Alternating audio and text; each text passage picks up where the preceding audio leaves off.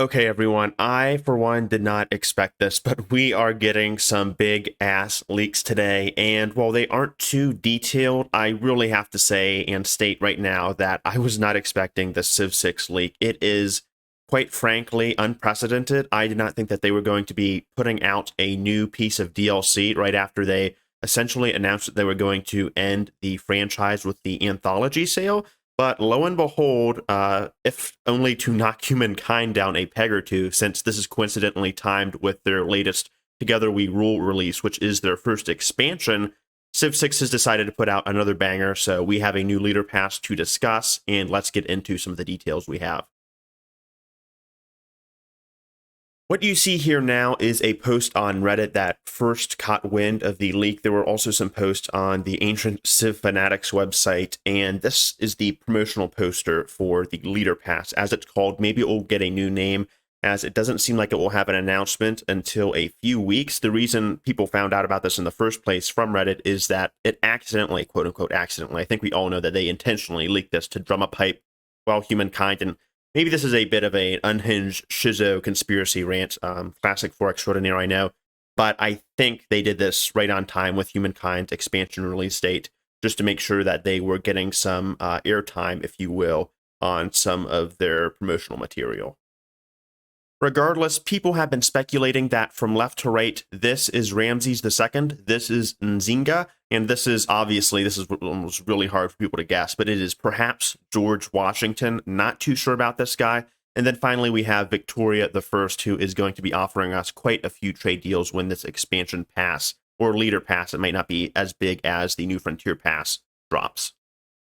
Since I'm too lazy to actually go to Steam Labs myself, another YouTuber covered this. Steam Labs, or SteamDB, has had a tease or a leak regarding the DLC about a month ago, roughly on October 11th. So that was also out in the open. I didn't cover it because it wasn't making too big of a deal. People don't check SteamDB too much, but a few eagle-eyed people, wink wink, caught the details there. To get into more detail, Ramses II was quite a popular leader in Civilization V, and he was known for rushing builders as his primary strat. Not in real life, though. He did build quite a few monuments. He also was featured in every Civilization game except for Civilization 3. If my data is correct, feel free to fact check me, and he's usually always been a very builder or production-focused leader. Abraham Lincoln is the second teased leader that I want to talk about today, and he is going to be more geared towards diplomacy, in my opinion, which is ironic because he was also a leader during one of the bloodiest periods in American history, the Civil War. So I just think that he will have more peacetime-focused policies. Perhaps he will generate more diplomacy points for the World Congress, or he will just have better ways to get leverage over his enemies and keep his realm, quote-unquote, or his nation stable. I predict that Queen Elizabeth I will be offering us all an excellent trade deal, but I don't know how much that DLC is going to cost, but regardless, she will be bringing a lot of people from Civ 5, I think, in my honest opinion, to Civ 6 because of her inclusion. Perhaps she will be capitalizing on the trade deals memes, maybe she even gets some military strength from trade deals. Not too sure on how they'll toy with England's base kit, but this is going to be the third leader they get. I think from the model, it is unquestionably Elizabeth I. It could be a tricky one, but I'm pretty sure that they are going to be giving us something akin to her and her play style. If they don't, who knows?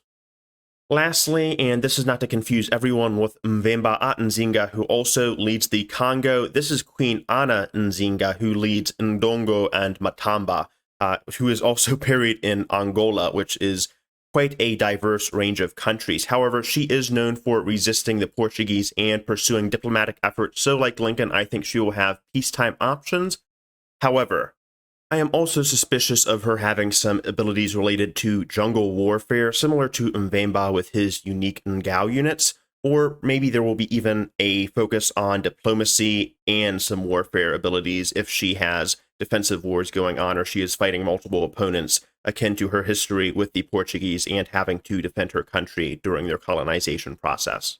Regardless, I am really interested to hear what everyone has to say about this DLC, particularly the cost. I think it's going to be $20, perhaps $25, but I don't really see this costing more than $30 like the New Frontier Pass or Gathering Storm, which costed quite a lot, as it was Civ 6's biggest expansion, quite frankly, but as this is the leader pass, I don't think it's going to be adding any new pre-existing countries. I feel like Civ 6 has filled in most of those slots, as it has had by far one of the highest leader counts out of all of the 6 Civilization games and these spin-offs. So let me know what you guys think in particular, but thank you guys so much for watching. Love you guys, and I hope to see you guys with my ensuing Civ 6 coverage, I should say, and perhaps Civ 7 coverage in the future. All right, love you guys. Peace.